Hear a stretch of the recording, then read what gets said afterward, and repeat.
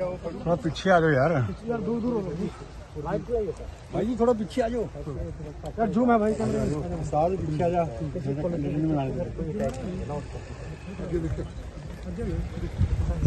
चल भाई चल चल।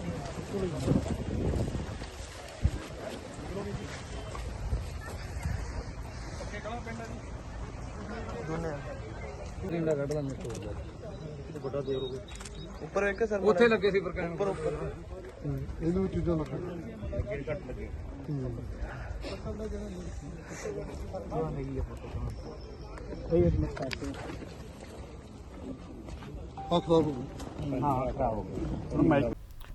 ਪਿਆਰੇ ਦਰਸ਼ਕੋ, ਪੰਜਾਬ ਨਾਮਾ ਸ਼ੋਅ ਦੇ ਵਿੱਚ ਤੁਹਾਡਾ ਨਿੱਘਾ ਸਵਾਗਤ ਹੈ। ਇਹ ਸ਼ੋਅ ਦੇ ਵਿੱਚ ਮੇਰੇ ਨਾਲ ਸੀਨੀਅਰ ਪੱਤਰਕਾਰ ਰਾਜਨ ਮਾਨ ਹਨ।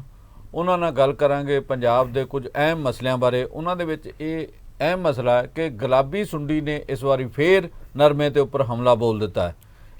ਉਸ ਹਮਲੇ ਨੂੰ ਰੋਕਣ ਲਈ ਜਦੋਂ ਕਦਮ ਚੁੱਕਣ ਦੀ ਲੋੜ ਸੀ ਉਦੋਂ ਕਦਮ ਨਹੀਂ ਚੁੱਕੇ ਗਏ। ਹੁਣ ਸੁੰਡੀ ਦਾ ਹਮਲਾ ਹੈ, ਉਹਦੇ ਤੋਂ ਕਿਵੇਂ ਬਚਾਉਣਾ, ਕਿਸਾਨਾਂ ਦਾ ਬਚਾਅ ਹੋਵੇ, ਉਸ ਫਸਲ ਦਾ ਕਿਵੇਂ ਬਚਾਅ ਹੋਵੇ। ਇਹ ਤਾਂ ਮੇਰੇ ਖਿਆਲ ਫਸਲ ਦਾ ਬਚਾਅ ਤਾਂ ਨਹੀਂ ਹੋ ਸਕੇਗਾ, ਪਰ ਪੰਜਾਬ ਦੇ ਜਿਹੜੇ ਖੇਤੀਬਾੜੀ ਮੰਤਰੀ ਆ ਉਹ ਅੱਜ ਆਪਣੀਆਂ ਵੱਖ-ਵੱਖ ਟੀਮਾਂ ਨੂੰ ਲੈ ਕੇ ਉੱਥੇ ਗਏ ਆ। ਉਹ ਨੁਕਸਾਨ ਦਾ ਜਾਇਜ਼ਾ ਲੈ ਰਹੇ ਆ ਤੇ ਉਸ ਤੋਂ ਬਾਅਦ ਦੇਖਿਆ ਜਾਏਗਾ ਕਿ ਕਿਸਾਨਾਂ ਦੇ ਨੁਕਸਾਨ ਦੀ ਕਿਵੇਂ ਭਰਪਾਈ ਕਰਨੀ ਆ।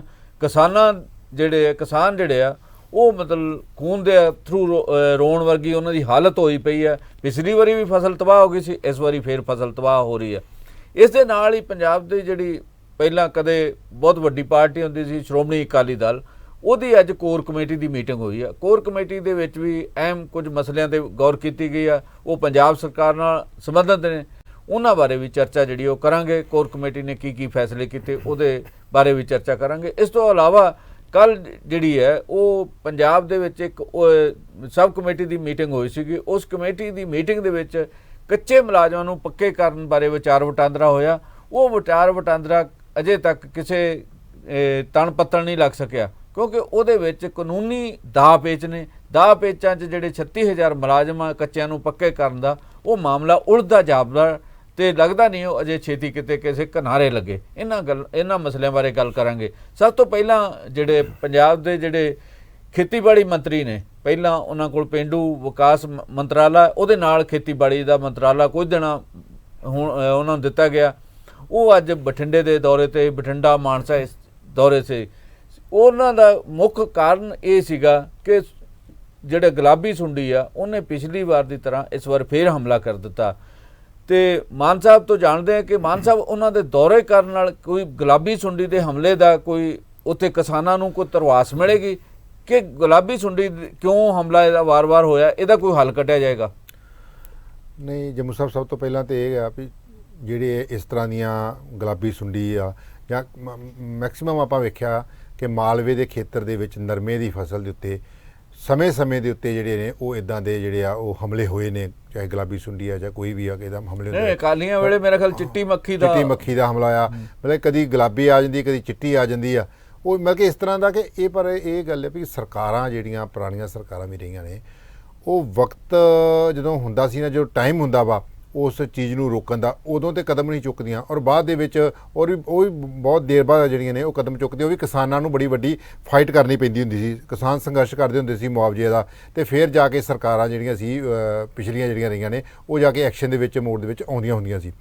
ਪਰ ਇਸ ਵਾਰ ਗੁਲਾਬੀ ਸੁੰਡੀ ਦਾ ਜਿਹੜਾ ਹਮਲਾ ਹੋਇਆ, ਇਹਦੇ ਵਿੱਚ ਠੀਕ ਆ ਲੇਟ ਹੋ ਗਿਆ, ਕਿਸਾਨੀ ਫਸਲ ਦਾ ਬਹੁਤ ਵੱਡਾ ਨੁਕਸਾਨ ਹੋ ਗਿਆ ਵਾ।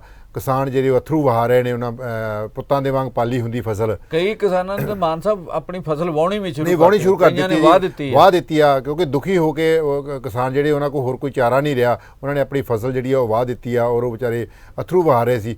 ਪਰ ਇਸ ਦੇ ਨਾਲ ਇਹ ਹੋਇਆ ਕਿ ਬਗੈਰ ਕਿਸੇ ਧਰਨਿਆਂ ਦੇ ਉੱਤੋਂ ਐਰਕੀ ਪੰਜਾਬ ਸਰਕਾਰ ਨੇ, ਖਾਸ ਕਰਕੇ ਮੈਂ ਕਹਾਂਗਾ ਪੰਜਾਬ ਦੇ ਜਿਹੜੇ ਹਾਲ ਹੀ ਘੜੀ ਵਿੱਚ ਜਿਹੜਾ ਉਹਨਾਂ ਨੂੰ ਖੇਤੀਬਾੜੀ ਮਹਿਕਮਾ ਦਿੱਤਾ ਗਿਆ ਸਰਦਾਰ ਕੁਲਦੀਪ ਸਿੰਘ ਧਾਰੀਵਾਲ, ਉਹਨਾਂ ਨੇ ਇਮੀਡੀਏਟਲੀ ਜਿਹੜੀ ਆ ਉਹ ਕਦਮ ਚੁੱਕ ਕੇ ਅੱਜ ਉਹ ਆਪਣੇ ਲਾਮ ਲਕਸ਼ਰ ਦੇ ਨਾਲ ਚੰਡੀਗੜ੍ਹ ਤੋਂ ਟੀਮਾਂ ਲੈ ਕੇ ਉੱਥੋਂ ਡਿਸਟ੍ਰਿਕਟ ਹੈੱਡਕੁਆਟਰਾਂ ਤੋਂ ਮਾਨਸਾ ਜਾਂ ਬਠਿੰਡੇ ਦੀ ਜਿਵੇਂ ਗੱਲ ਕਰਦੇ ਆ, ਉੱਥੋਂ ਵੱਖ-ਵੱਖ ਟੀਮਾਂ ਜਿਹੜੀਆਂ ਨੇ ਹਰ ਅਫਸਰਾਂ ਦੀਆਂ ਲੈ ਕੇ ਜਿਹੜੇ ਨੇ ਉਹ ਉੱਥੇ ਪਹੁੰਚੇ ਨੇ। ਔਰ ਉੱਥੇ ਜਾ ਕੇ ਜਿਵੇਂ ਅੱਗੇ ਆਪਾਂ ਗੱਲਾਂ ਕਰ ਦਿੰਦੇ ਸੀ ਕਿ ਪਹਿਲਾਂ ਕਈ ਵਾਰ ਹੁੰਦਾ ਸੀ ਕਿ ਮੰਤਰੀ ਜਾਂ ਕੋਈ ਚੀਜ਼ ਅੱਬਲ ਤੇ ਜਾਂਦੇ ਨਹੀਂ ਸੀ, ਬਹੁਤ ਲੇਟ ਜਾਂਦੇ ਹੁੰਦੇ, ਧਰਨੇ ਮੁਜ਼ਾਹਰਿਆਂ ਤੋਂ ਬਾਅਦ ਜਾ ਕੇ ਸਰਕਾਰਾਂ ਕਹਿੰਦੀਆਂ ਹੁੰਦੀਆਂ ਸੀ ਅਸੀਂ ਵੇਖਣ ਆਵਾਂਗੇ। ਪਰ ਇਹ ਮੰਤਰੀ ਇੱਦਾਂ ਦੇ ਸੀ ਕਿ ਜਿਨ੍ਹਾਂ ਨੇ ਪਹਿਲ ਦੇ ਉੱਤੇ ਜਿਹੜਾ ਉਹ ਨੁਕਸਾਨ ਹੋਣ ਦੇ ਜੋ ਪਤਾ ਲੱਗਾ ਉਸੇ ਵੇਲੇ ਜਿਹੜਾ ਕਦਮ ਚੁੱਕ ਲਿਆ। ਔਰ ਇਸ ਦੇ ਨਾਲ ਜਿਹੜੀਆਂ ਪਹਿਲੀਆਂ ਸਰਕਾਰਾਂ ਵੀ ਮੁੜ ਕੇ ਬਾਅਦ ਦੇ ਵਿੱਚ ਰੌਲੇ ਰੱਪੇ ਤੋਂ ਬਾਅਦ ਮੁਆਵਜ਼ੇ ਦੀ ਗੱਲ ਕਰਦੀਆਂ ਰਹੀਆਂ। ਹੁਣ ਇਹ ਵੇਖਣਾ ਪਏਗਾ ਕਿ ਸਰਦਾਰ ਕੁਲਦੀਪ ਸਿੰਘ ਧਾਰੀਵਾਲ ਜਿਹੜੇ ਅੱਜ ਉੱਥੇ ਮੌਕੇ 'ਤੇ ਜਾ ਕੇ ਆਏ ਆ, ਉਹਦੇ ਨਾਲ ਵੇਖੋ ਕਿਸਾਨਾਂ ਦਾ ਜਿਹੜਾ ਨੁਕਸਾਨ ਹੋਇਆ ਉਹ ਇਮੀਡੀਏਟਲੀ ਇਹਨਾਂ ਦੇ ਨਾਲ ਜਾਣ ਨਾਲ ਇੱਕ ਕਮ ਸੇ ਕਮ ਇੱਕ ਉਹਨਾਂ ਨੂੰ ਧਰਵਾਸ ਜ਼ਰੂਰ ਮਿਲੀ ਆ, ਕਿਸਾਨਾਂ ਨੂੰ ਫਿਲਹਾਲ ਰਿਲੀਫ ਜ਼ਰੂਰ ਮਿਲੀ ਆ ਕਿ ਕੋਈ ਉਹਨਾਂ ਦੀ ਬਾਤ ਪੁੱਛਣ ਲਈ ਆਇਆ। ਔਰ ਇਸ ਤੋਂ ਅਗਲਾ ਸਟੈਪ ਇਹਨਾਂ ਦਾ ਇਹ ਹੋਏਗਾ ਕਿ ਹੁਣ ਜਿਹੜਾ ਨੁਕਸਾਨ ਹੋ ਚੁੱਕਿਆ ਉਹਦੀ ਭਰਪਾਈ ਕਿੱਦਾਂ ਕਰਨੀ ਆ। ਉਹ ਸਰਕਾਰ ਵਾਸਤੇ ਇੱਕ ਵੱਡਾ ਚੈਲੰਜ ਆ ਕਿ ਉਹ ਕਿੰਨੇ ਕਰੋੜ ਦੀ ਉਹਦੀ ਗਿਰਦਾਵਰੀ ਕਰਾਈ ਜਾਏਗੀ, ਕਿੰਨੇ ਕਰੋੜ ਦਾ ਨੁਕਸਾਨ ਹੋ ਗਿਆ ਵਾ, ਉਹ ਮੁਆਵਜ਼ੇ ਦੇ ਰੂਪ ਵਿੱਚ ਜਿਹੜਾ ਸਰਕਾਰ ਨੂੰ ਦੇਣਾ ਪੈਣਾ। ਕਿਉਂਕਿ ਪੰਜਾਬ ਦੀ ਜੇ ਆਪਾਂ ਅਰਥ ਵਿਵਸਥਾ ਦੀ ਗੱਲ ਕਰੀਏ ਉਹ ਕੋਈ ਜ਼ਿਆਦਾ ਵਧੀਆ ਨਜ਼ਰ ਨਹੀਂ ਆ ਰਹੀ ਸਰਕਾਰ ਦੀ, ਬਹੁਤ ਜ਼ਿਆਦਾ। ਤੇ ਪਰ ਇਹ ਇੱਕ ਜਿਹੜਾ ਕਿਸਾਨੀ ਦੇ ਉੱਪਰ ਵੱਡਾ ਹਮਲਾ ਆ। ਔਰ ਕਿਉਂਕਿ ਜਿਹੜੀ ਇਹ ਸਰਕਾਰ ਆ, ਆਮ ਆਦਮੀ ਪਾਰਟੀ ਦੀ ਸਰਕਾਰ ਆ, ਇਹ ਪਹਿਲੇ ਦਿਨ ਦੇ ਉੱਤੋਂ ਹੀ ਇੱਕ ਇਹ ਕਹਿੰਦੀ ਆਈ ਆ ਕਿ ਉਹ ਕਿਸਾਨ ਹਿਤੈਸ਼ੀ ਸਰਕਾਰ ਆ, ਉਹ ਕਿਸਾਨਾਂ ਦੇ ਹੱਕਾਂ ਲਈ ਖੜਨ ਵਾਲੀ ਸਰਕਾਰ ਆ। ਔਰ ਅੱਜ ਕਿਸਾਨਾਂ ਦੇ ਉੱਤੇ ਇੱਕ ਮੁਸੀਬਤ ਆਈ ਆ, ਇਹਦੇ ਵਿੱਚ ਹੁਣ ਸਰਕਾਰ ਵੇਖਣਾ ਹੋਏਗਾ। ਮਾਨ ਸਾਹਿਬ, ਜਿੱਥੋਂ ਤੱਕ ਕਿਸਾਨ ਹਿਤੈਸ਼ੀ ਹੋਣ ਦਾ ਮਾਮਲਾ, ਜੇ ਇਹ ਜਿਹੜਾ ਗੁਲਾਬੀ ਸੁੰਡੀ ਦਾ ਮਾਮਲਾ ਜਾਂ ਜਿਹੜਾ ਪਹਿਲੀਆਂ ਵੀ ਸੁੰਡੀਆਂ ਆਉਂਦੀਆਂ ਰਹੀਆਂ, ਉਹ ਬੀਜ ਨਾਲ ਜੁੜਿਆ ਹੋਇਆ। ਜਿਹੜਾ ਬੀਜ ਹੈ ਇਸ ਵਾਰੀ ਗੁਜਰਾਤ ਤੋਂ ਆਇਆ, ਗੁਜਰਾਤ ਤੋਂ ਮਹਿੰਗੇ ਭਾਅ ਬੀਜ ਆਇਆ, ਫਿਰ ਵੀ ਗੁਲਾਬੀ ਸੁੰਡੀ ਕਹਿੰਦੇ ਬੀਜ ਨਾਲ ਹੀ ਕਨੈਕਟਡ ਹੈਗੇ। ਤੇ ਉਹ ਉਸ ਸਮੇਂ ਨਹੀਂ ਦੇਖਿਆ ਜਾਣਾ ਚਾਹੀਦਾ ਜਦੋਂ ਕਿਸਾਨ ਬਿਜਾਈ ਕਰਨ ਲੱਗਾ ਸੀ। ਉਸ ਸਮੇਂ ਜਿਹੜਾ ਖੇਤੀਬਾੜੀ ਵਿਭਾਗ ਹੈ ਉਹਨੂੰ ਉਸ ਸਮੇਂ ਨਹੀਂ ਸਰਗਰਮ ਹੋਣਾ ਚਾਹੀਦਾ ਵੀ ਭਾਈ ਗੁਲਾਬੀ ਸੁੰਡੀ ਦੀ ਮਾਰ ਹੋਣੀ ਆ, ਇਸ ਕਰਕੇ ਆਹ ਬੀਜ ਬੀਜੋ, ਆਹ ਨਾ ਬੀਜੋ। ਨਹੀਂ, ਬਿਲਕੁਲ ਇਹੀ ਜੰਮੂ ਸਾਹਿਬ ਹੁਣ ਤੱਕ ਤਰਾਸਦੀ ਸਾਡੀ ਇਹ ਰਹੀ ਆ, ਚਾਹੇ ਉਹ ਬੀਜ ਹੋਏ ਆ, ਚਾਹੇ ਉਹ ਖਾਦਾਂ, ਚਾਹੇ ਉਹ ਆਪਣੀ ਪੈਸਟੀਸਾਈਡ ਜਿਹੜੀਆਂ ਦੂਜੀਆਂ ਦਵਾਈਆਂ ਨੇ, ਜਾਂ ਇਹਨਾਂ ਦਾ ਜਿਹੜਾ ਇਹ ਘਟੀਆ ਜਿਹੜਾ ਸਬ ਸਟੈਂਡਰਡ ਦੀਆਂ ਹੋਣ ਕਰਕੇ ਜਿਹੜਾ ਉਹ ਕਿਸਾਨਾਂ ਨੇ ਹੁਣ ਤੱਕ ਦਾ ਨੁਕਸਾਨ ਝੱਲਿਆ। ਔਰ ਮੈਂ ਜਿੱਥੋਂ ਤੱਕ ਗੱਲ ਕਰਾਂਗਾ ਕਿ ਜਿਹੜੀ ਬੀਜ ਦੀ ਗੱਲ ਹੈ ਜੋ ਗੁਜਰਾਤ ਤੋਂ ਉਦੋਂ ਘਟਿਆਈ ਆਏ, ਮੇਰਾ ਖਿਆਲ ਹੈ ਕਿ ਇਹ ਜੋ ਬੀਜਿਆ ਗਿਆ ਸੀ ਉਦੋਂ ਅਜੇ ਮੇਰਾ ਖਿਆਲ ਆਮ ਆਦਮੀ ਪਾਰਟੀ ਦੀ ਸਰਕਾਰ ਜਿਹੜੀ ਉਹ ਨਹੀਂ ਆਈ ਸੀ, ਉਹ ਤੋਂ ਪਹਿਲਾਂ ਦਾ ਜਿਹੜਾ ਟਨਿਓਰ ਆ। ਔਰ ਹੁਣ ਹਾਲ ਦੇ ਵਿੱਚ ਜਿਹੜਾ ਵਾ ਐਗਰੀਕਲਚਰ ਮਿਨਿਸਟਰ ਜਿਹੜੇ ਕੁਲਦੀਪ ਧਾਰੀਵਾਲ ਹੋਇਆ, ਉਹਨਾਂ ਨੇ ਬੜਾ ਸਪਸ਼ਟ ਇੱਕ ਬਿਆਨ ਦਿੱਤਾ ਵਾ। ਉਹਨਾਂ ਕਿਹਾ ਕਿ ਜਿਹੜੀਆਂ ਨਕਲੀ ਬੀਜ ਜਾਂ ਮਾੜੇ ਬੀਜ ਬਣਨ ਵਾਲੇ ਇਹ ਹੁਣ ਬਖਸ਼ੇ ਨਹੀਂ ਜਾਣਗੇ। ਅੱਗੇ ਤੋਂ ਪੰਜਾਬ ਦੇ ਵਿੱਚ ਉਹਨਾਂ ਕਿਹਾ ਕਿ ਜਿਹੜਾ ਵੀ ਬੀਜ ਜਾਂ ਕੋਈ ਵੀ ਇੱਦਾਂ ਦਾ ਹੋਊਗਾ ਉਹਨੂੰ ਪੂਰਾ ਪ੍ਰੋਪਰ ਉਹਦੇ ਉੱਤੇ ਕਿਸੇ ਦੀ ਜ਼ਿੰਮੇਵਾਰੀ ਜਿਹੜੀ ਉਹ ਫਿਕਸ ਕੀਤੀ ਜਾਏਗੀ, ਅਫਸਰਾਂ ਦੀਆਂ ਜ਼ਿੰਮੇਵਾਰੀਆਂ ਫਿਕਸ ਹੋਣਗੀਆਂ ਕਿ ਜੇ ਕਿਤੇ ਮਾੜੇ ਬੀਜ ਦੇ ਨਾਲ ਜਾਂ ਕੋਈ ਇੱਦਾਂ ਦਾ ਕੋਈ ਨੁਕਸਾਨ ਹੁੰਦਾ ਤੇ ਸਰਕਾਰੀ ਅਫਸਰ ਜਿੱਥੇ ਨਾਲ ਜ਼ਿੰਮੇਵਾਰ ਨਾਲ ਜਿੱਥੋਂ ਆਈਆਂ ਨੇ ਜਿਹੜੀਆਂ ਫਰਮਾਂ ਨੇ, ਜਿਹੜੀਆਂ ਕੰਪਨੀਆਂ ਨੇ, ਉਹਨਾਂ ਦੇ ਉੱਤੇ ਸਖਤ ਐਕਸ਼ਨ ਕੀਤੇ ਜਾਣਗੇ। ਕਿਉਂਕਿ ਇਸ ਮਾਮਲੇ ਦੇ ਵਿੱਚ ਸਰਕਾਰ ਬਾਅਦ ਦੇ ਵਿੱਚ ਜਦੋਂ ਕਰੋੜਾਂ ਰੁਪਈਆ ਜਾਂ ਅਰਬਾਂ ਰੁਪਈਆ ਦਾ ਜਿਹੜਾ ਮੁਆਵਜ਼ੇ ਦੇ ਰੂਪ ਦੇ ਵਿੱਚ ਦਿੰਦੀ ਆ, ਇੱਕ ਤਾਂ ਕਿਸਾਨਾਂ ਦਾ ਨੁਕਸਾਨ ਹੁੰਦਾ, ਇੱਕ ਸਰਕਾਰ ਦਾ ਆਰਥਿਕ ਨੁਕਸਾਨ ਹੁੰਦਾ, ਉਹਦੇ ਨੂੰ ਪਹਿਲਾਂ ਜ਼ਰੂਰੀ ਆ ਕਿ ਨਕੇਲ ਪਾਲੀ ਜਾਵੇ ਜਿੱਥੋਂ ਇਹ ਬਿਮਾਰੀ ਪੈਦਾ ਹੁੰਦੀ ਆ। ਬਿਮਾਰੀ ਇਹ ਪੈਦਾ ਹੁੰਦੀ ਆ ਇਹ ਜਿਹੜੇ ਬੀਜ ਬਣਾਉਣ ਵਾਲੀਆਂ ਕੰਪਨੀਆਂ ਨੇ, ਉੱਥੋਂ ਬਿਮਾਰੀ ਆ। ਜਦੋਂ ਜੜ੍ਹ ਨੂੰ ਜਦੋਂ ਇਹਨਾਂ ਨੇ ਰੋਕ ਲਿਆ, ਜੋ ਜੜ੍ਹ ਤੋਂ ਇਹਨੂੰ ਫੜ ਲਿਆ ਇਲਾਜ ਨੂੰ, ਤੇ ਮੇਰਾ ਖਿਆਲ ਹੈ ਕਿ ਆਉਣ ਵਾਲੇ ਸਮੇਂ ਦੇ ਵਿੱਚ ਇਹੋ ਜਿਹਾ ਹਾਲਾਤ ਨਹੀਂ ਹੋਣਗੇ। ਸਰਕਾਰ ਕੁਲਦੀਪ ਧਾਰੀਵਾਲ ਹੁਣੀ ਮੈਨੂੰ ਕਾਫੀ ਸਰਗਰਮ ਨਜ਼ਰ ਆ ਰਹੇ ਆ ਇਸ ਮਾਮਲੇ ਨੂੰ ਲੈ ਕੇ, ਕਿਉਂਕਿ ਇਮੀਡੀਏਟਲੀ ਉਹਨਾਂ ਦਾ ਚਲੇ ਜਾਣਾ ਉਹ ਇੱਕ ਆਪਣੇ ਆਪ ਦੇ ਵਿੱਚ ਇਹ ਲੱਗਦਾ, ਕਿਉਂਕਿ ਕਿਸਾਨ ਦੇ ਪੁੱਤ ਹੋਣ ਕਰਕੇ ਉਹਨਾਂ ਕੋਲ ਮਹਿਕਮੇ ਅੱਗੇ ਰੂਰਲ ਡਿਵੈਲਪਮੈਂਟ ਦਾ ਸੀ, ਹੁਣ ਖੇਤੀਬਾੜੀ ਦਾ ਮਿਲ ਗਿਆ, ਤੇ ਦੋਵੇਂ ਮਹਿਕਮੇ ਜਿਹੜੇ ਆ ਪੇਂਡੂ ਹਲਕਿਆਂ ਦੇ ਨਾਲ ਸੰਬੰਧਿਤ ਆ ਔਰ ਕਿਸਾਨੀ ਨਾਲ ਸੰਬੰਧਿਤ ਆ। ਤੇ ਇਸ ਕਰਕੇ ਲੱਗਦਾ ਕਿ ਕਿਸਾਨਾਂ ਨੂੰ ਇੱਕ ਆਸ ਦੀ ਕਿਰਨ ਜ਼ਰੂਰ ਜਾਗੀ ਆ ਕਿ ਇਹਨਾਂ ਦੇ ਵਿਜ਼ਿਟ ਕਰਨ ਦੇ ਨਾਲ, ਇਹਨਾਂ ਦੇ ਦੌਰੇ ਦੇ ਨਾਲ ਆਉਣ ਵਾਲੇ ਸਮੇਂ ਵਿੱਚ ਸਰਕਾਰ ਨੂੰ ਇਹ ਕੀ ਰਿਕਮੈਂਡ ਕਰਦੇ ਨੇ ਕਿ ਕਿਸ ਤਰ੍ਹਾਂ ਸਰਕਾਰ ਜਿਹੜੀ ਆ ਉਹਨਾਂ ਨੂੰ ਮੁਆਵਜ਼ਾ ਦਿੰਦੀ ਆ, ਇਹ ਹੁਣ ਆਉਣ ਵਾਲਾ ਸਮਾਂ ਹੀ ਦੱਸੂਗਾ। ਧਾਲੀਵਾਲ ਹੁਣੀ ਜਿਹੜਾ ਮਾੜਾ ਬੀਜ ਆ ਜਿਹਦੇ ਕਰਕੇ ਸੁੰਡੀ ਆਉਂਦੀ ਆ, ਉਹਦਾ ਕੋਈ ਹੱਲ ਕੱਢਣਗੇ? ਨਹੀਂ, ਬਿਲਕੁਲ ਇਹ ਉਹਨਾਂ ਨੂੰ ਹੱਲ ਕੱਢਣਾ ਪਏਗਾ ਜੀ। ਇਹਦੇ ਵਿੱਚ ਜੇ ਸਰਕਾਰ ਸਿਰਫ ਮੁਆਵਜ਼ਾ ਦੇ ਕੇ ਆਪਣਾ ਕੰਮ ਸਾਰ ਲੈਂਦੀ ਆ, ਨਹੀਂ ਮੁਆਵਜ਼ਾ ਤਾਂ ਪਿਛਲੀ ਵਾਰੀ ਵੀ ਦਿੱਤਾ। ਹਾਂ, ਉਹੀ ਮੈਂ ਗੱਲ ਕਰਾਂ, ਜੇ ਸਰਕਾਰ ਮੁਆਵਜ਼ਾ ਦੇਣ ਤੱਕ ਸੀਮਿਤ ਹੁੰਦੀ ਆ ਤੇ ਉਹਦਾ ਹੱਲ ਨਹੀਂ ਹੈਗਾ, ਪਰਮਾਨੈਂਟ ਹੱਲ ਨਹੀਂ ਹੈਗਾ। ਸਭ ਤੋਂ ਜ਼ਰੂਰੀ ਹੱਲ ਇਹ ਆ ਕਿ ਇਹ ਬਿਮਾਰੀ ਪੈਦਾ ਕਿੱਥੋਂ ਹੋ ਰਹੀ ਆ, ਉਸ ਬਿਮਾਰੀ ਦੀ ਜੜ੍ਹ ਨੂੰ ਕੱਟਣ ਦੀ ਲੋੜ ਆ। ਔਰ ਮੈਨੂੰ ਲੱਗਦਾ ਕਿ ਧਾਰੀਵਾਲ ਹੋਰੀ ਇਸ ਚੀਜ਼ ਨੂੰ ਜਿਹੜਾ ਵਾ ਉਹ ਪਹਿਲਾਂ ਫੜਨਗੇ, ਕਿਉਂਕਿ ਉਹ ਪਿਛਲੇ ਸਮੇਂ ਦੇ ਵਿੱਚ ਉਹਨਾਂ ਦੀਆਂ ਜਿਹੜੀਆਂ ਸਟੇਟਮੈਂਟ ਵੀ ਆ ਰਹੀਆਂ ਨੇ ਉਹ ਬੜੀਆਂ ਸਖਤ ਆ ਰਹੀਆਂ। ਜਦੋਂ ਦਾ ਉਹਨਾਂ ਨੇ ਖਾਸ ਕਰਕੇ ਖੇਤੀਬਾੜੀ ਮਹਿਕਮਾ ਵੀ ਲੈ ਲਿਆ ਵਾ, ਉਦੋਂ ਦੀਆਂ ਉਹਨੇ ਸਖਤ ਸਟੇਟਮੈਂਟ ਆਈਆਂ ਕਿ ਨਕਲੀ ਦਵਾਈਆਂ, ਨਕਲੀ ਬੀਜ ਜਾਂ ਇਸ ਤਰ੍ਹਾਂ ਦਾ ਕੰਮ ਕਰਨ ਵਾਲੇ ਕਿਸਾਨੀ ਨੂੰ, ਉਹ ਕਹਿੰਦੇ ਵੀ ਜਿਹੜੀ ਚੀਜ਼ ਕਿਸਾਨੀ ਨੂੰ ਨੁਕਸਾਨ ਪਹੁੰਚਾਊਗੀ, ਪੰਜਾਬ ਦੀ ਕਿਸਾਨੀ ਨੂੰ ਪਹੁੰਚਾਊਗੀ, ਜਿਹੜਾ ਵਿਅਕਤੀ ਪਹੁੰਚਾਏਗਾ ਉਹਨੂੰ ਬਖਸ਼ਿਆ ਨਹੀਂ ਜਾਏਗਾ, ਚਾਹੇ ਉਹ ਉਹਨਾਂ ਦਾ ਆਪਣਾ ਹੋਵੇ ਚਾਹੇ ਕੋਈ ਬੇਗਾਨਾ ਹੋਵੇ, ਕੋਈ ਵੀ ਹੋਵੇ। ਇਸ ਕਰਕੇ ਮੈਨੂੰ ਲੱਗਦਾ ਹੈ ਕਿ ਚੰਗੇ ਨਤੀਜੇ ਨਿਕਲਣ ਦੇ ਚਾਂਸ ਹੈਗੇ ਨੇ। ਕੁਲਦੀਪ ਧਾਰੀਵਾਲ ਹੋਣਾ ਤੋਂ ਲੋਕਾਂ ਨੂੰ ਵੀ ਔਰ ਜਥੇਬੰਦੀਆਂ ਜਿਵੇਂ ਕਿਸਾਨ ਜਥੇਬੰਦੀਆਂ ਵੀ ਆ, ਉਹਨਾਂ ਨੂੰ ਵੀ ਆਸਾਂ ਹੈਗੀਆਂ ਕਿ ਇੱਕ ਉਹ ਜ਼ਿਮੀਂਦਾਰ ਪਰਿਵਾਰ ਦੇ ਵਿੱਚੋਂ ਆ, ਕਿਸਾਨ ਪਰਿਵਾਰ ਦੇ ਨਾਲ ਸੰਬੰਧਿਤ ਆ, ਕਿਸਾਨੀ ਕਰਦੇ ਆਏ ਆ, ਤੇ ਇੱਕ ਚੰਗੇ ਨਤੀਜੇ ਆਉਣ ਦੀ ਸੰਭਾਵਨਾ। ਸਾਡੇ ਕੋਲ ਮੇਰੇ ਉੱਥੋਂ ਇੱਕ ਵੀਡੀਓ ਵੀ ਆਈ ਆ, ਆਓ ਦੇਖਦੇ ਹਾਂ ਇੱਕ ਵੀਡੀਓ। ਉਹਦੇ ਵਿੱਚ ਧਾਲੀਵਾਲ ਹੋਣੀ ਜਿਹੜੇ ਕਿਸਾਨਾਂ ਨਾਲ ਗੱਲਬਾਤ ਕਰ ਰਿਹਾ, ਨਰਮੇ ਦੀ ਫਸਲ ਦੇਖ ਰਿਹਾ ਜਿੱਥੇ ਸੁੰਡੀ ਨੇ ਮਾਰ ਕੀਤੀ ਹੋਈ ਹੈ। थोड़ा पीछे आ जाओ यार। यार दूर दूर हो जी, भाई जी थोड़ा पीछे आ जाओ यार, जूम है भाई कैमरे में। सारे पीछे आ जा।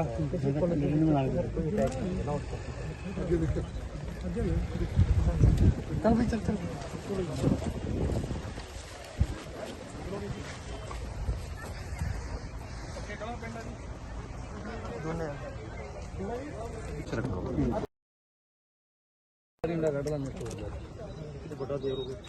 ਉੱਪਰ ਇੱਕ ਸਰ ਉੱਥੇ ਲੱਗੇ ਸੀ ਪਰ ਉੱਪਰ ਉੱਪਰ ਇਹਨੂੰ ਚੀਜ਼ਾਂ ਰੱਖ। ਲੱਗੇ ਘੱਟ ਲੱਗੇ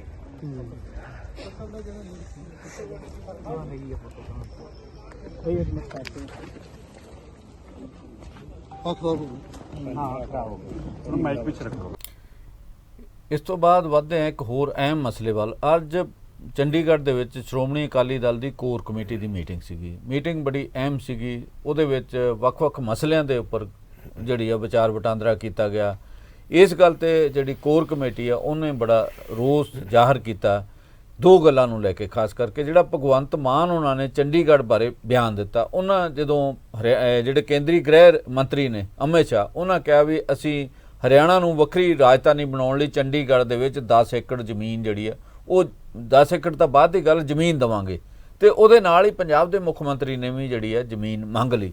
ਅਕਾਲੀ ਦਲ ਨੇ ਇਸ ਗੱਲ ਤੇ ਸਖਤ ਇਤਰਾਜ਼ ਕੀਤਾ, ਕਾਂਗਰਸ ਨੇ ਵੀ ਕੀਤਾ, ਹੋਰ ਪਾਰਟੀਆਂ ਨੇ ਵੀ ਇਤਰਾਜ਼ ਕੀਤਾ, ਖੱਬੀਆਂ ਪਾਰਟੀਆਂ ਨੇ ਵੀ ਇਤਰਾਜ਼ ਕੀਤਾ ਵੀ ਜਦੋਂ ਰਾਜਧਾਨੀ ਸਾਡੀ ਹੈ ਅਸੀਂ ਕਾਹਦੇ ਲਈ ਥਾਂ ਮੰਗ ਰਹੇ ਹਾਂ, ਜਦੋਂ ਜਿਹੜੀ ਵਿਧਾਨ ਸਭਾ ਉਹ ਤੇ ਪੰਜਾਬ ਦੇ ਪੈਸੇ ਨਾਲ ਬਣੀ ਹੋਈ ਹੈ, ਤੇ ਮੁੱਖ ਮੰਤਰੀ ਨੇ ਕਿਉਂ ਇਹ ਗੱਲ ਕੀਤੀ ਹੈ, ਇਹਦਾ ਉਹਨਾਂ ਨੇ ਸਖਤ ਵਿਰੋਧ ਕੀਤਾ। ਦੂਜਾ ਫੈਸਲਾ ਉਹਨਾਂ ਇਸ ਗੱਲ ਦਾ ਵੀ ਵਿਰੋਧ ਕੀਤਾ ਜਿਹੜਾ ਰਾਘਵ ਚੱਡਾ ਨੂੰ ਜਿਹੜੀ ਪੰਜਾਬ ਦੇ ਮੁੱਖ ਮੰਤਰੀ ਦੀ ਸਲਾਹਕਾਰ ਕਮੇਟੀ ਉਹਦਾ ਚੇਅਰਮੈਨ ਲਾਉਣ ਦਾ। ਇੱਕ ਤਾਂ ਕਿਸੇ ਵਿਅਕਤੀ ਨੇ ਅੱਜ ਪੰਜਾਬ ਹਰਿਆਣਾ ਹਾਈ ਕੋਰਟ ਦੇ ਵਿੱਚ ਪਟੀਸ਼ਨ ਵੀ ਦਾਇਰ ਕਰ ਦਿੱਤੀ ਹੈ, ਵਕੀਲ ਹੀ ਨੇ ਪੱਟੀ ਉਹਨਾਂ ਦਾ ਨਾਂ, ਉਹਨਾਂ ਨੇ ਪਟੀਸ਼ਨ ਦਾਇਰ ਕਰਕੇ ਚੈਲੰਜ ਕੀਤਾ ਇਸ ਨਿਯੁਕਤੀ ਨੂੰ। ਤੇ ਦੋ ਗੱਲਾਂ ਨੂੰ ਲੈ ਕੇ ਸ਼੍ਰੋਮਣੀ ਅਕਾਲੀ ਦਲ ਨੇ ਵਿਰੋਧ ਕੀਤਾ। ਨਾਲ ਉਹਨਾਂ ਕਿਹਾ ਵੀ ਸਾਡਾ ਜਿਹੜਾ ਯੂਥ ਵਿੰਗ ਆ ਉਹ 15 ਤਰੀਕ ਨੂੰ ਜਿਹੜਾ ਇਸ ਮੁੱਦੇ ਦੇ ਉੱਪਰ ਜਿਹੜਾ ਇਹ ਜਿਹੜੀ ਆਵਾਜ਼ ਦੇ ਉੱਪਰ ਪਾਬੰਦੀ ਲਾਉਣੀ, ਗੀਤਾਂ ਦੇ ਉੱਪਰ ਪਾਬੰਦੀ ਲਾਉਣੀ, ਉਹ ਜ਼ਿਲ੍ਹਾ ਡੀਸੀ ਦਫ਼ਤਰਾਂ ਤੱਕ ਮਾਰਚ ਕਰੇਗਾ। ਤੇ ਉਸ ਤੋਂ ਬਿਨਾਂ ਇਹ ਦੋਨੇ ਤਿੰਨੇ ਮਾਮਲੇ ਲੈ ਕੇ ਜਿਹੜਾ ਅਕਾਲੀ ਦਲ ਉਹ ਪੰਜਾਬ ਦੇ ਰਾਜਪਾਲ ਨੂੰ ਇੱਕ ਮੰਗ ਪੱਤਰ ਦੇਵੇਗਾ, ਉਹਨਾਂ ਕੋਲੋਂ ਟਾਈਮ ਲੈ ਕੇ ਮਿਲੇਗਾ।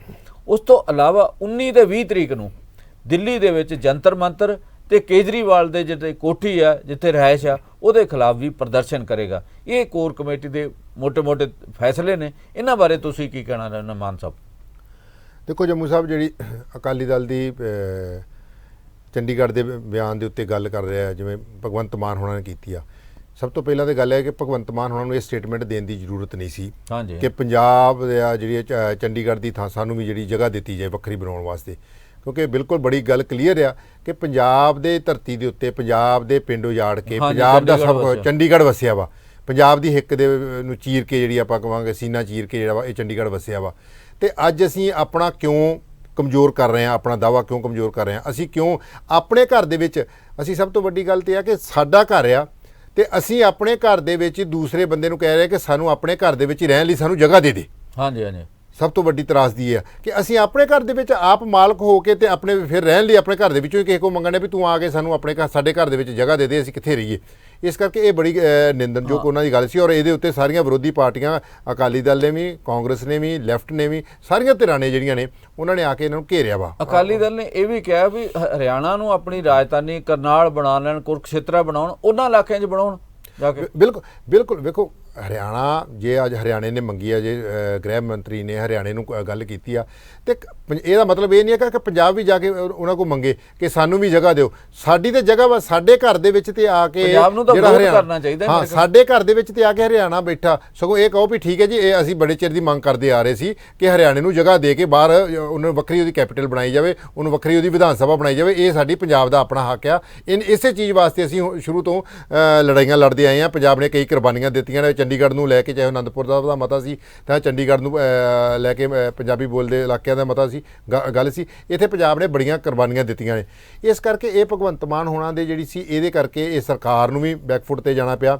ਔਰ ਦੂਸਰੀ ਗੱਲ ਜਿੱਥੇ ਰਹੀ ਅਕਾਲੀ ਦਲ ਦੀ, ਚੰਗੀ ਗੱਲ ਆ ਕਿ ਅਕਾਲੀ ਦਲ ਨੂੰ ਇਹ ਕਹਿਣਾ ਸ਼ੁਰੂ ਕੀਤਾ ਕਿ ਅਸੀਂ ਇਹਦੇ ਵਿਰੁੱਧ, ਪਰ ਅਕਾਲੀ ਦਲ ਅਸਲ ਦੇ ਵਿੱਚ ਜੇ ਵੇਖਿਆ ਜਾਏ, ਅਕਾਲੀ ਦਲ ਨੂੰ ਪੰਜਾਬ ਦਾ ਹੇਜ ਜਾਗਦਾ ਜਦੋਂ ਇਹ ਸੱਤਾ ਤੋਂ ਲਾਂਭੇ ਹੁੰਦਾ। ਹਾਂਜੀ ਹਾਂਜੀ। ਸੱਤਾ ਦੇ ਵਿੱਚ ਅਕਾਲੀ ਦਲ ਨੇ 10 ਸਾਲ ਰਾਜ ਕੀਤਾ। ਕੇਂਦਰ ਦੇ ਵਿੱਚ ਇਹਨਾਂ ਦੀ ਭਾਈਵਾਲ ਸਰਕਾਰ ਰਹੀ ਬੀਜੇਪੀ ਦੀ। ਕਦੇ ਵੀ ਪੰਜਾਬ ਦੇ ਹੱਕਾਂ ਲਈ, ਪੰਜਾਬ ਦੇ ਲਈ ਇਹਨਾਂ ਕੋਈ ਗੱਲ ਨਹੀਂ ਕੀਤੀ। ਜੇ ਖੇਤੀ ਬਿੱਲਾਂ ਦੇ ਵਿੱਚ ਆਏ, ਉੱਥੇ ਵੀ ਜਦੋਂ ਲਾਸਟ ਮੂਮੈਂਟ ਦੇ ਵਿੱਚ ਜੋ ਘਰ ਨੂੰ ਅੱਗ ਦਾ ਸੇਕ ਪਹੁੰਚ ਗਿਆ, ਜਦੋਂ ਕਿ ਅੱਗ ਹੀ ਪਹੁੰਚ ਗਈ, ਘਰ ਨੂੰ ਘੇਰ ਲਿਆ ਜਦੋਂ ਕਿਸਾਨਾਂ ਨੇ, ਤੇ ਫਿਰ ਇਹਨਾਂ ਨੂੰ ਭੱਜਣਾ ਪਿਆ। ਅਕਾਲੀ ਦਲ ਐਕਚੁਅਲੀ ਹੁਣ ਕੀ ਆ, ਉਹਨੂੰ ਕਿਤੇ ਨਾ ਕਿਤੇ ਆਕਸੀਜਨ ਲੱਭ ਰਿਹਾ, ਕਿਉਂਕਿ ਅਕਾਲੀ ਦਲ ਦੀ ਜੋ ਹਾਲਤ ਹੋਈ ਆ ਪਿਛਲੀਆਂ ਵਿਧਾਨ ਸਭਾ ਚੋਣਾਂ ਦੇ ਵਿੱਚ, ਅਕਾਲੀ ਦਲ ਦੇ ਪੈਰ ਨਹੀਂ ਲੱਗ ਰਹੇ। ਉਹ ਕਿਸੇ ਨਾ ਕਿਸੇ ਤਰ੍ਹਾਂ ਕੋਈ ਨਾ ਕੋਈ ਤਿਨਕੇ ਦਾ ਸਹਾਰਾ ਲੈ ਰਿਹਾ ਕਿ ਕੋਈ ਨਾ ਕੋਈ ਬਹਾਨਾ ਕਿਸੇ ਨਾ ਕਿਸੇ ਤਰ੍ਹਾਂ ਲੋਕਾਂ ਦੇ ਵਿੱਚ ਲਾਈਵ ਹੋ ਸਕਾਂ। ਜਦੋਂ ਕਿ ਹੁਣ ਰੀਸੈਂਟਲੀ ਵੇਖੋ, ਅਕਾਲੀ ਦਲ ਵੀ ਨਾ ਦੋਹਰੇ ਮਾਪਦੰਡ ਅਪਣਾ ਰਿਹਾ, ਦੋਹਰਾ ਫੇਸ ਹੈ ਉਹਨਾਂ ਦਾ। ਹੁਣ ਅਕਾਲੀ ਦਲ ਕੁਝ ਦਿਨ ਪਹਿਲਾਂ ਤੇ ਭਾਜਪਾ ਦੇ ਜਿਹੜਾ ਰਾਸ਼ਟਰਪਤੀ ਦਾ ਕੈਂਡੀਡੇਟ ਆ ਉਹਦੀ ਸਪੋਰਟ, ਮੁਰਮੂ ਨੇ ਉਹਦੀ ਸਪੋਰਟ ਕਰ ਰਿਹਾ, ਉਹਨਾਂ ਦੇ ਹੱਕ 'ਚ ਜਾ ਕੇ ਖੜ ਰਿਹਾ। ਅੱਜ ਇਹ ਕਹਿ ਰਿਹਾ ਕਿ ਇਹ ਅਸੀਂ ਉਹਦਾ ਵਿਰੋਧ ਕਰ ਰਹੇ ਹਾਂ। ਸਭ ਤੋਂ ਪਹਿਲਾਂ ਤਾਂ ਜ਼ਰੂਰੀ ਆ ਅਕਾਲੀ ਦਲ ਨੂੰ, ਜੇ ਉਹਨੇ ਅਕਾਲੀ ਦਲ ਚਾਹੁੰਦਾ ਨਾ ਵੀ ਮੈਂ ਪੰਜਾਬ ਦੇ ਲੋਕਾਂ ਦਾ ਹਿਤੈਸ਼ੀ ਹਾਂ ਜਾਂ ਪੰਜਾਬ ਦੇ ਲੋਕਾਂ ਤੋਂ ਮੈਂ ਮੁੜ ਸਿੰਪਤੀ ਲੈਣਾ ਚਾਹੁੰਦਾ, ਉਹ ਪਹਿਲਾਂ ਅਕਾਲੀ ਦਲ ਆਪਣਾ ਸਟੈਂਡ ਸਪਸ਼ਟ ਕਰੇ। ਰਾਸ਼ਟਰਪਤੀ ਦੇ ਤੋਂ ਉੱਥੋਂ ਰੋਸ ਦੇ ਵਜੋਂ ਇਹ ਕਰੇ, ਕੰਡੈਮ ਕਹੇ ਕਿ ਅਸੀਂ ਮੈਂ ਸਪੋਰਟ ਜਿਹੜੀ ਅਸੀਂ ਵਾਪਸ ਲੈਂਦੇ ਹਾਂ, ਸਾਨੂੰ ਇਹ ਮਨਜ਼ੂਰ ਨਹੀਂ ਆ ਕਿਉਂਕਿ ਤੁਸੀਂ ਪੰਜਾਬ ਨਾਲ ਧੱਕਾ ਕਰ ਰਹੇ ਜੇ, ਪੰਜਾਬ ਨਾਲ ਧੱਕਾ ਹੋ ਰਿਹਾ। ਔਰ ਦੂਸਰਾ, ਕਦੀ ਧਰਨੇ ਲਾਉਣੇ, ਡੀਸੀਆਂ ਨੂੰ ਮੈਮੋਰੈਂਡਮ ਦੇਣੇ ਡੀਸੀ ਆਫਿਸ ਦੇ ਵਿੱਚ ਜਾ ਕੇ, ਜਾਂ ਜੰਤਰ ਮੰਤਰ ਤੇ ਕੇਜਰੀਵਾਲ ਦੇ ਘਰ ਦੇ ਬਾਹਰ ਧਰਨਾ। ਕੇਜਰੀਵਾਲ ਦੇ ਘਰ ਦੇ ਬਾਹਰ ਧਰਨਾ ਕੀ ਲਾਓਗੇ ਤੁਸੀਂ? ਉਹਦਾ ਮੈਨੂੰ ਨਹੀਂ ਲੱਗਦੀ ਉਹਦਾ ਕੀ ਪੱਖ ਆ ਕੇਜਰੀਵਾਲ ਦੇ ਘਰ ਦੇ ਬਾਹਰ ਧਰਨਾ ਲਾਉਣ ਦਾ, ਕੋਈ ਤੁਕੀ ਕੋਈ ਨਹੀਂ। ਇੰਡਾਇਰੈਕਟ ਕੇਜਰੀਵਾਲ ਜਿਹੜਾ ਰਾਘਵ ਚੱਡਾ ਦੀ ਨਿਯੁਕਤੀ ਹੋਈ ਆ, ਉਹ ਇੰਡਾਇਰੈਕਟ ਦਿੱਲੀ ਰਾਜ ਕਰੇਗੀ ਪੰਜਾਬ ਤੇ। ਨਹੀਂ, ਇਹ ਦਿੱਲੀ ਰਾਜ ਵੇਖੋ, ਇਹ ਜਿਹੜਾ ਕਿ ਆਮ ਆਦਮੀ ਪਾਰਟੀ ਨੇ ਇਹ ਇੱਕ ਡਿਸੀਜਨ ਜਿਹੜਾ ਲਿਆ ਵਾ, ਇਹਦੇ ਵਿੱਚ ਕੋਈ ਸ਼ੱਕ ਨਹੀਂ। ਆਮ ਲੋਕਾਂ ਦੇ ਵਿੱਚ ਵੀ ਇਹਨੂੰ ਲੈ ਕੇ ਬਹੁਤ ਵੱਡਾ ਰੋਸ ਆ, ਕਿਉਂਕਿ ਪੰਜਾਬ ਦੇ ਲੋਕ ਪਹਿਲਾਂ ਜਦੋਂ ਇਹਨਾਂ ਨੇ ਰਾਜ ਸਭਾ ਦੇ ਮੈਂਬਰ ਲਏ ਸੀ, ਉਹਨੂੰ ਲੈ ਕੇ ਵੀ ਨਾਰਾਜ਼ ਸੀ ਇਹਨਾਂ ਦੇ ਫੈਸਲੇ ਤੋਂ। ਹੁਣ ਦੂਸਰਾ ਜਿਹੜਾ ਵਾ, ਉਹ ਰਾਘਵ ਚੱਡਾ ਨੂੰ ਲਾਉਣ ਦੇ ਮਾਮਲੇ ਨੂੰ ਲੈ ਕੇ ਜਿਹੜਾ ਵਾ, ਉਹਦੇ ਵਿੱਚ ਲੋਕਾਂ ਦੇ ਵਿੱਚ ਰੋਸ ਹੈਗਾ ਵਾ ਕਿ ਇਹ ਇਸ ਤਰ੍ਹਾਂ ਨਹੀਂ ਕੀਤਾ ਜਾਂਦਾ, ਕਿਉਂਕਿ ਪੰਜਾਬ ਦੇ ਲੋਕ ਕਦੇ ਵੀ ਬਰਦਾਸ਼ਤ ਨਹੀਂ ਕਰਦੇ ਕਿ ਬਾਹਰਲੀ ਬੰਦਾ ਆਣ ਕੇ ਉਸ ਤਰੀਕੇ ਨਾਲ ਉਹਨਾਂ ਨੂੰ ਸਨੱਬ ਕਰਨ ਦੀ ਕੋਸ਼ਿਸ਼ ਕਰੇ, ਉਹਨਾਂ ਨੂੰ ਦਬਾਉਣ ਦੀ ਕੋਸ਼ਿਸ਼ ਕਰੇ, ਜਾਂ ਉਹ ਕਿਸੇ ਦੇ ਜਾ ਕੇ। ਰਾਘਵ ਚੱਡਾ ਤਾਂ ਪੰਜਾਬ ਤੋਂ ਰਾਜ ਸਭਾ ਦੇ ਮੈਂਬਰ ਬਣੇ। ਨਹੀਂ, ਰਾਜ ਸਭਾ ਮੈਂਬਰ ਬਣਿਆ, ਪਰ ਉੱਥੇ ਬੜੀ ਕਲੀਅਰ ਮਨਸ਼ਾ ਉਹਨਾਂ ਲੋਕਾਂ ਨੂੰ ਲੱਗ ਰਹੀ ਆ ਕਿ ਇਹ ਆਪਣੇ ਕੇਜਰੀਵਾਲ ਸਰਕਾਰ ਦੀ, ਦਿੱਲੀ ਸਰਕਾਰ ਦੀ, ਜਾਂ ਕੇਜਰੀਵਾਲ ਆਮ ਆਦਮੀ ਪਾਰਟੀ ਦੀ ਜਿਹੜੀ ਸੈਂਟਰਲ ਹਾਈ ਕਮਾਂਡ ਆ ਦਿੱਲੀ ਵਾਲੀ, ਉਹ ਪੰਜਾਬ ਦੇ ਉੱਤੇ ਆਪ ਪੂਰੀ ਤਰ੍ਹਾਂ ਕਾਬਜ਼ ਹੋਣਾ ਚਾਹੁੰਦੀ ਆ। ਮੁੱਖ ਮੰਤਰੀ ਭਗਵੰਤ ਮਾਨ ਹੋਣਾ ਨੂੰ ਕਮਜ਼ੋਰ ਕਰਨਾ ਚਾਹੁੰਦੇ ਨੇ ਉਹਨਾਂ ਨੂੰ, ਤਾਂ ਜੋ ਡਿਸੀਜਨ ਜਿਹੜੇ ਆ ਉਹ ਸਾਰੇ ਇਨਡਾਇਰੈਕਟਲੀ ਦੇ ਅੱਗੇ ਹੋ ਹੀ ਰਹੇ ਸੀ, ਉਹਨਾਂ ਨੂੰ ਲੱਗਦਾ ਵੀ ਡਾਇਰੈਕਟਲੀ ਵੀ ਹੁਣ ਜਿਹੜੇ ਵੀ ਡਿਸੀਜਨ ਲੈਣੇ ਆ, ਉਹ ਆਮ ਆਦਮੀ ਪਾਰਟੀ ਦੇ ਡਿਸੀਜਨ ਜਿਹੜੇ ਹੋਣਗੇ, ਸਰਕਾਰ ਦੇ ਡਿਸੀਜਨ ਜਿਹੜੇ ਆ, ਉਹ ਰਾਘਵ ਚੱਡਾ ਦੇ ਰਾਹੀਂ ਲੈ ਜਾਣ। ਇਸ ਕਰਕੇ ਇਸ ਚੀਜ਼ ਦਾ ਵੀ ਜਿਹੜੀ ਆ ਉਹ ਵਿਰੋਧਤਾ ਜਿਹੜੀ ਉਹ ਸਾਰੀਆਂ ਪਾਰਟੀਆਂ ਕਰ ਰਹੀਆਂ, ਪੰਜਾਬ ਦੇ ਲੋਕ ਕਰ ਰਹੇ ਨੇ, ਵੱਖ-ਵੱਖ ਜਥੇਬੰਦੀਆਂ ਕਰ ਰਹੀਆਂ ਨੇ। ਰਾਘਵ ਚੱਡਾ ਹੋਣਾ ਦੀ ਜਿਹੜੀ ਆ ਇਹਨਾਂ ਦੀ ਅਪਾਇੰਟਮੈਂਟ ਕੀਤੀ ਆ, ਇਹਦੇ ਬਾਰੇ ਵੀ ਸਰਕਾਰ ਨੂੰ ਹੁਣ ਸੋਚਣਾ ਚਾਹੀਦਾ ਕਿ ਆਉਣ ਵਾਲੇ 24 ਜਿਹੜੀ ਆ 2024 ਜਿਹੜੀ ਆ ਉਹ ਬਹੁਤ ਜ਼ਿਆਦਾ ਦੂਰ ਨਹੀਂ ਹੈਗੀ, ਉਹ 1.5 ਸਾਲ ਰਹਿ ਗਿਆ। ਹਾਲ ਹੀ ਵਿੱਚ ਇਹਨਾਂ ਨੂੰ ਸੰਗਰੂਰ ਦੇ ਵਿੱਚੋਂ ਜਿਹੜਾ ਵਾ ਉਹ ਕੁਝ ਸਿੱਖਣ ਦੀ ਲੋੜ ਸੀ। ਸੰਗਰੂਰ ਦੇ ਵਿੱਚੋਂ ਜੋ ਹਾਲਾਤ ਇਹਨਾਂ ਦੇ ਬਣੇ ਆ, ਉਹ ਤੋਂ ਇਹਨਾਂ ਨੂੰ ਸਗੋਂ ਸਿੱਖਣਾ ਚਾਹੀਦਾ ਸੀ ਕਿ ਆਉਣ ਵਾਲੇ ਸਮੇਂ 'ਚ ਇਹੋ ਜਿਹੀ ਕੋਈ ਬਲੰਡਰ ਮਿਸਟੇਕ ਨਾ ਕੀਤੀ ਜਾਏ ਜਿਸ ਦਾ ਕਿ ਖਮਿਆਜਾ ਜਿਹੜਾ ਪਾਰਟੀ ਨੂੰ ਪੰਜਾਬ ਦੇ ਵਿੱਚ ਭੁਗਤਣਾ ਪੈ ਜੇ। ਮਾਨ ਸਾਹਿਬ, ਜਿੱਥੇ ਪੰਜਾਬ ਬਾਰੇ ਭਗਵੰਤ ਮਾਨ ਉਹਨਾਂ ਦੇ ਬਿਆਨ ਦੀ ਗੱਲ ਹੈ, ਉੱਥੇ ਹੀ ਪਾਣੀਆਂ ਦਾ ਬਹੁਤ ਸੰਜੀਦਾ ਮਾਮਲਾ ਹੈ। ਪਾਣੀਆਂ ਦੇ ਮਾਮਲੇ ਦੇ ਉੱਪਰ ਵੀ ਪੰਜਾਬ ਸਰਕਾਰ ਨੂੰ ਮੇਰਾ ਖਿਆਲ ਬਹੁਤ ਕਲੋਜ਼ਲੀ ਵਾਚ ਕਰਨਾ ਚਾਹੀਦਾ। ਪਹਿਲੇ ਕੀ ਫੈਸਲੇ ਹੋਏ, ਕਿਵੇਂ ਇਹਨੂੰ ਫਾਈਟ ਬੈਕ ਕੀਤਾ ਜਾ ਸਕਦਾ, ਉਹ ਵੀ ਬਹੁਤ ਗੰਭੀਰ ਮਸਲਾ ਹੋਏਗਾ। ਉਹਦੇ ਤੇ ਮਤਲਬ ਹੁਣ ਵਰਗੀ ਕੋਈ ਗਲਤੀ ਨਾ ਹੋ ਜੇ। ਅੱਗੇ ਪੰਜਾਬੀ ਬਹੁਤ ਸਾਲਾਂ ਤੋਂ ਭੁਗਤਦੇ ਆ ਰਹੇ, ਉਹਨਾਂ ਨੂੰ ਹੋਰ ਭੁਗਤਣਾ ਪੈ ਜੇ। ਇਹਦੇ ਬਾਰੇ ਵੀ ਤਾਂ ਸਰਕਾਰ ਨੂੰ ਸਰਗਰਮੀ ਨਾਲ ਸੋਚਣਾ ਚਾਹੀਦਾ। ਨਹੀਂ, ਬਿਲਕੁਲ ਵੇਖੋ, ਪਾਣੀਆਂ ਦਾ ਮੁੱਦਾ ਜਿਹੜਾ ਵਾ ਇਹ ਅੱਜ ਕੋਈ ਨਵਾਂ ਮੁੱਦਾ ਨਹੀਂ। ਇਹ ਬੜੇ ਪੁਰਾਣੇ ਮੁੱਦੇ ਆ। ਤੁਹਾਨੂੰ ਦੱਸਿਆ ਵੀ ਪਾਣੀਆਂ ਦਾ ਮੁੱਦਾ ਚਾਹੇ ਲੈ ਲਓ, ਚਾਹੇ ਚੰਡੀਗੜ੍ਹ ਦਾ ਮੁੱਦਾ ਲੈ ਲਓ, ਅਨੰਦਪੁਰ ਸਾਹਿਬ ਦੇ ਮਤੇ ਨੂੰ ਲੈ ਕੇ ਇਹ ਕਿੰਨੀਆਂ ਕੁਰਬਾਨੀਆਂ ਦੇ ਚੁੱਕਾ ਪੰਜਾਬ ਦੇ ਕਿੰਨੀ ਜਵਾਨੀ ਜਿਹੜੀ ਆ ਤਬਾਹ ਹੋਈ ਆ। ਔਰ ਜਿਹੜੇ ਪਿਛਲੇ ਆਪਾਂ ਗੱਲ ਕਰਾਂਗੇ ਇੱਕ ਦਹਾਕਾ ਜਿਹੜਾ ਕਾਲਾ ਦੌਰ ਆਇਆ ਅੱਤਵਾਦ ਦੇ ਦੌਰਾਨ, ਉਹ ਇਸੇ ਦੀ ਜਿਹੜੀ ਉਪਜ ਸੀ, ਇਹਨਾਂ ਚੀਜ਼ਾਂ ਤੋਂ ਉਪਜ ਸੀ। ਇਹਨਾਂ ਚੀਜ਼ਾਂ ਤੋਂ ਗੁੱਸੇ 'ਚ ਆ ਕੇ ਜਿਹੜਾ ਵਾ ਉਹ ਪੰਜਾਬ ਦਾ ਨੌਜਵਾਨ ਜਿਹੜਾ ਵਾ ਉਹ ਸਮਝ ਲਓ ਕਰਾਹੇ ਪੈ ਗਿਆ, ਉਹ ਤੋਂ ਵੱਡਾ ਨੁਕਸਾਨ ਹੋਇਆ, ਦੋਵਾਂ ਤਰ੍ਹਾਂ ਦੇ ਵਿੱਚ ਨੁਕਸਾਨ ਹੋਇਆ। ਇਸ ਕਰਕੇ ਇਹ ਸਰਕਾਰਾਂ ਜਿਹੜੀਆਂ ਨੇ, ਸਰਕਾਰਾਂ ਨੂੰ ਚਾਹੀਦਾ ਕਿ ਇਹ ਆਪਣੀਆਂ ਸਿਆਸੀ ਰੋਟੀਆਂ ਸੇਕਣੀਆਂ ਬੰਦ ਕਰ ਦੇਣ। ਸਿਆਸੀ ਪਾਰਟੀਆਂ ਜਿਹੜੀਆਂ ਨੇ, ਖਾਸ ਕਰਕੇ ਮੈਂ ਕਹਾਂਗਾ, ਚਾਹੇ ਉਹ ਕੋਈ ਵੀ, ਚਾਹੇ ਉਹ ਕਾਂਗਰਸ ਹੈ, ਚਾਹੇ ਅਕਾਲੀ ਦਲ ਆ, ਚਾਹੇ ਉਹ ਆਮ ਆਦਮੀ ਪਾਰਟੀ ਆ, ਇਹਨਾਂ ਸਾਰਿਆਂ ਹਿੱਤਾਂ ਨੂੰ ਛੱਡ ਕੇ ਇੱਕ ਵਾਰੀ ਪੰਜਾਬ ਦੇ ਲਈ, ਪੰਜਾਬ ਦੇ ਲੋਕਾਂ ਦੀ ਲੜਾਈ ਲੜ ਕੇ ਵੇਖਣ। ਇਹ ਮਸਲੇ ਕੋਈ ਬਹੁਤ ਵੱਡੇ ਨਹੀਂ ਹੁੰਦੇ, ਪਰ ਇਹ ਆ ਵੀ ਸਰਕਾਰਾਂ ਜਾਣ ਕੇ ਲਮਕਾਉਂਦੀਆਂ ਨੇ, ਇਲੈਕਸ਼ਨਾਂ ਦੇ ਵਿੱਚ ਇਸ਼ੂ ਬਣਾਉਂਦੀਆਂ ਨੇ। ਅੱਜ ਹਰਿਆਣਾ ਇਹ ਇਸ਼ੂ ਬਣਾਉਣਾ ਚਾਹੁੰਦਾ ਕਿਉਂਕਿ ਹਰਿਆਣੇ ਦੇ ਵਿੱਚ ਇਲੈਕਸ਼ਨ ਆਉਣ ਵਾਲੀ ਆ। ਹਰਿਆਣਾ ਇਹ ਇਸ਼ੂ ਚੁੱਕੇਗਾ ਕਿ ਮੈਂ SOEL ਦਾ ਮੁੱਦੇ ਨੂੰ ਲੈ ਕੇ ਚੱਲਣਗੇ। ਪੰਜਾਬ ਜਦੋਂ ਆਉਂਦਾ ਵਾ, ਇਲੈਕਸ਼ਨ ਆਉਣ ਲੱਗਦੀ ਆ, ਪੰਜਾਬ ਵਾਲੇ ਮੁੜ ਕੇ ਕਹਿਣ ਲੱਗ ਜਾਂਦੇ ਅਸੀਂ ਪਾਣੀ ਦਾ ਤੁਪਕਾ ਨਹੀਂ ਦਾਂਗੇ। ਫਿਰ 5 ਸਾਲ ਕਿੱਥੇ ਖਾਮੋਸ਼ ਹੋ ਜਾਂਦੇ ਆ। ਸੈਂਟਰ ਦੇ ਵਿੱਚ ਵੀ ਸਰਕਾਰਾਂ ਇਹਨਾਂ ਦਾ ਭਾਈਵਾਲ ਹੁੰਦੀਆਂ ਨੇ, ਚਾਹੇ ਉਹਨਾਂ ਪਾਰਟੀਆਂ ਦੀਆਂ ਸਰਕਾਰਾਂ, ਚਾਹੇ ਕਾਂਗਰਸ ਦੀਆਂ ਸਰਕਾਰਾਂ ਸੈਂਟਰ 'ਚ ਵੀ ਰਹੀਆਂ ਤੇ ਇੱਥੇ ਵੀ ਰਹੀ, ਚਾਹੇ ਅਕਾਲੀ ਦਲ ਦੀ ਇੱਥੇ ਰਹੀ ਤੇ ਇਹਨਾਂ ਦੀ ਭਾਈਵਾਲ ਸੈਂਟਰ ਦੇ ਵਿੱਚ ਰਹੀ। ਉਸ ਟਾਈਮ 'ਤੇ ਕਦੇ ਵੀ ਇਹਨਾਂ ਨੇ ਇਹ ਮਸਲਾ ਹੱਲ ਕਰਨ ਵਾਸਤੇ ਸੰਜੀਦਗੀ ਨਹੀਂ ਵਿਖਾਈ। ਇਸੇ ਦਾ ਖਮਿਆਜਾ ਜਿਹੜਾ ਉਹ ਆਮ ਲੋਕ ਭੁਗਤਣੇ ਪਏ। ਅੱਜ ਤੱਕ ਕਿਸੇ ਵੀ ਪੋਲੀਟੀਕਲ ਲੀਡਰ ਨੂੰ ਖਮਿਆਜਾ ਨਹੀਂ ਭੁਗਤਣਾ ਪਿਆ, ਨਾ ਉਹਦੇ ਬੱਚਿਆਂ ਨੂੰ ਭੁਗਤਣਾ ਪਿਆ, ਨਾ ਉਹਦੇ ਪਰਿਵਾਰ ਨੂੰ ਕਿਸੇ ਨੂੰ ਭੁਗਤਣਾ ਪਿਆ। ਆਮ ਲੋਕ ਜਿਹੜੇ ਆ ਕੁਰਬਾਨੀਆਂ, ਸ਼ਹਾਦਤਾਂ ਜਿਹੜੀਆਂ ਦਿੱਤੀਆਂ ਨੇ ਉਹ ਆਮ ਲੋਕਾਂ ਨੇ ਦਿੱਤੀਆਂ ਨੇ। ਪੋਲੀਟੀਕਲ ਬੰਦਿਆਂ ਨੇ ਪਿੱਛੇ ਬਹਿ ਕੇ ਸਿਰਫ ਸਿਆਸੀ ਰੋਟੀਆਂ ਸੇਕੀਆਂ ਨੇ ਤੇ ਤਾੜੀਆਂ ਮਾਰੀਆਂ ਨੇ। ਹੋਰ ਇਹਨਾਂ ਨੇ ਇਸ ਤੋਂ ਵੱਧ ਕੁਝ ਅਹਿਮ ਭੂਮਿਕਾ ਨਹੀਂ ਨਿਭਾਈ। ਦੇਖੋ, ਦਰਸ਼ਨ ਸਿੰਘ ਫੇਰੂਮਾਨ ਉਹਨਾਂ ਨੇ ਆਪਣੀ ਕੁਰਬਾਨੀ ਜਿਹੜੀ ਆ ਉਹ ਦਿੱਤੀ ਸੀਗੀ ਬਿਲਕੁਲ ਵੱਖਰਾ ਚੰਡੀਗੜ੍ਹ ਪੰਜਾਬ ਲਈ। ਤੇ ਇਸ ਤੋਂ ਅੱਗੇ ਵਧਦੇ ਆ ਮਾਨ ਸਾਹਿਬ, ਕੱਲ੍ਹ ਜਿਹੜੀ ਹੈ ਇੱਕ ਵਿੱਤ ਮੰਤਰੀ ਜਿਹੜੇ ਹਰਪਾਲ ਸਿੰਘ ਚੀਮਾ ਹੋਣੇ, ਉਹਨਾਂ ਦੀ ਅਗਵਾਈ 'ਚ ਇੱਕ ਮੀਟਿੰਗ ਹੋਈ ਸੀਗੀ ਜਿਹੜੇ 36,000 ਮੁਲਾਜ਼ਮ ਆ ਉਹਨਾਂ ਨੂੰ ਰੈਗੂਲਰ ਕਰਨ ਦੀ, ਪੱਕੇ ਕਰਨ ਲਈ। ਉਹਦੇ ਵਿੱਚ ਕਹਿੰਦੇ ਕਾਨੂੰਨੀ ਪੇਜ ਫਸ ਗਿਆ ਵੀ ਇੱਕ ਸੁਪਰੀਮ ਕੋਰਟ ਦਾ ਫੈਸਲਾ ਹੈ, ਉਹਨੂੰ ਲੈ ਕੇ ਵੀ ਜੇ ਇਹਨਾਂ ਕੱਚੇ ਮੁਲਾਜ਼ਮਾਂ ਨੂੰ ਪੱਕੇ ਕੀਤਾ ਜਾਏਗਾ ਤਾਂ ਇਹਦੇ 'ਤੇ ਬਿੱਲ ਲਿਆ ਕੇ ਪੱਕੇ ਕਰ ਦਿੱਤਾ ਜਾਏਗਾ, ਤਾਂ ਜੇ ਉਹਨੂੰ ਬਿੱਲ ਨੂੰ ਕੋਈ ਵੀ ਚੈਲੰਜ ਕਰ ਸਕੇਗਾ। ਇਸ ਕਰਕੇ 36,000 ਮੁਲਾਜ਼ਮ ਉਹਨਾਂ ਦਾ ਪੇਜ ਹੋਰ ਫਸਦਾ ਜਾ ਰਿਹਾ, ਭਾਵੇਂ ਕਿ ਇੱਕ ਹੋਰ ਮੀਟਿੰਗ ਜਿਹੜੀ ਜਲਦੀ ਰੱਖ ਲਏਗੀ। ਤੁਸੀਂ ਇਹਦੇ ਬਾਰੇ ਕਹਿਣਾ ਚਾਹੁੰਦੇ? ਮੈਂ ਇਹੀ ਕਹਿਣਾ ਚਾਹੁੰਦਾ ਕਿ ਜਦੋਂ ਵੀ ਪੰਜਾਬ ਦੀਆਂ ਪੋਲੀਟੀਕਲ ਪਾਰਟੀਆਂ ਜਿਹੜੀਆਂ ਨੇ ਸਾਰੀਆਂ, ਜਦੋਂ ਇਹਨਾਂ ਨੇ ਸੱਤਾ ਹਥਿਆਉਣੀ ਹੁੰਦੀ ਹੈ ਨਾ, ਉਦੋਂ ਬਹੁਤ ਵੱਡੇ ਦਾਅਵੇ ਕਰ ਦਿੰਦੀਆਂ, ਵਾਅਦੇ ਕਰਕੇ ਲੋਕਾਂ ਕੋਲ ਵੋਟਾਂ ਲੈ ਲੈਂਦੀਆਂ ਨੇ ਸਾਰੀਆਂ ਪਾਰਟੀਆਂ। ਪਰ ਉਹਨੂੰ ਉਸ ਜਿਹੜਾ ਵਾਅਦਾ ਕਰਨਾ ਹੁੰਦਾ ਉਹਨੂੰ ਕਦੀ ਵੀ ਇਹਨਾਂ ਨੇ ਉਸ ਤੋਂ ਪਹਿਲਾਂ ਕਦੀ ਵੀ ਸੋਚਿਆ ਨਹੀਂ ਕਿ ਇਹਦੇ ਚੰਗੇ ਤੇ ਮਾੜੇ ਨਤੀਜੇ ਕੀ ਹੋਣਗੇ, ਕੀ ਇਹ ਅਸੀਂ ਕਰ ਪਾਵਾਂਗੇ ਜਾਂ ਨਹੀਂ ਕਰ ਪਾਵਾਂਗੇ। ਉਦੋਂ ਸਿਰਫ ਇੱਕ ਲੋਕਾਂ ਨੂੰ ਇੱਕ ਚੋਗਾ ਪਾ ਦਿੱਤਾ ਜਾਂਦਾ ਵਾ, ਲਾਲਚ ਦਾ ਮੈਂ ਕਹਾਂਗਾ ਚੋਗਾ ਪਾ ਦਿੱਤਾ ਜਾਂਦਾ ਕਿ ਅਸੀਂ ਤੁਹਾਡੇ ਲਈ ਆਹ ਕਰਾਂਗੇ। ਹੁਣ ਵੀ ਜਿਵੇਂ 36,000 ਮੁਲਾਜ਼ਮਾਂ ਦੀ ਗੱਲ ਕਰਦੇ ਆ, ਹੁਣ ਅੜਿੱਚਣਾ, ਕਾਨੂੰਨੀ ਅੜਿੱਚਣਾ, ਇਹ ਗੱਲ ਨਹੀਂ ਹੈਗੀ ਕਿ ਇਹਨਾਂ ਨੂੰ ਪਹਿਲਾਂ ਪਤਾ ਨਹੀਂ ਹੋਊਗਾ ਕਿ ਕਾਨੂੰਨੀ ਅੜਿੱਚਣਾ ਆਉਣੀਆਂ ਨੇ, ਪਰ ਉਦੋਂ ਇਹਨਾਂ ਨੇ ਕਹਿ ਦਿੱਤਾ ਵੀ ਅਸੀਂ ਪੱਕੇ ਕਰ ਦਾਂਗੇ। ਹੁਣ ਪੱਕੇ ਕਰਨ ਦੇ ਵਿੱਚ ਕਾਨੂੰਨੀ ਅੜਿੱਚਣਾ ਆਉਣੀਆਂ, ਉਹਨਾਂ ਨੂੰ ਕਿੱਦਾਂ ਕੱਢਣਾ, ਉਹਨਾਂ ਨਾਲ ਕਿੱਦਾਂ ਹੱਲ ਕਰਨਾ, ਉਹ ਇਹਨਾਂ ਨੇ ਨਾ ਕਿ ਮੈਂ ਇਹ ਕਹਾਂਗਾ ਕਿ ਸਰਕਾਰ ਨੂੰ ਹੁਣ ਇਹਦਾ ਪਰਮਾਨੈਂਟ ਹੱਲ ਕੱਢਣਾ ਚਾਹੀਦਾ, ਨਾ ਕਿ ਇਹ ਕਵੇ ਕਿ ਅਸੀਂ ਤੇ ਵੇਖੋ ਜੀ ਕਰਨਾ ਚਾਹੁੰਦੇ ਸੀ, ਅਸੀਂ ਤੇ ਕਰ ਦਿੱਤੇ ਸੀ, ਪਰ ਸੁਪਰੀਮ ਕੋਰਟ ਨੇ ਵਿੱਚ ਡੰਡਾ ਡਾਤਾ, ਸੁਪਰੀਮ ਕੋਰਟ ਦੇ ਆਰਡਰ ਆ ਸੀ, ਇਸ ਕਰਕੇ ਅਸੀਂ ਸੁਪਰੀਮ ਕੋਰਟ ਕਰਕੇ ਨਹੀਂ ਕਰ ਸਕੇ। ਸਾਡੀ ਨੀਅਤ ਤੇ ਬਿਲਕੁਲ ਸਾਫ਼ ਸੀ। ਇਸ ਕਰਕੇ ਮੈਂ ਕਹਾਂਗਾ ਕਿ ਇਹ ਹੁਣ ਹੋਰ ਖਿਲਵਾੜ ਨਾ ਕੀਤਾ ਜਾਏ ਪੰਜਾਬੀਆਂ ਨਾਲ, ਇਹਨਾਂ ਮੁਲਾਜ਼ਮਾਂ ਦੇ ਨਾਲ। ਇਹਨੂੰ ਸੰਜੀਦਗੀ ਨਾਲ ਲਿਆ ਜਾਵੇ, ਆਪਣੇ ਪੈਨਲ ਬਣਾਏ ਜਾਣ।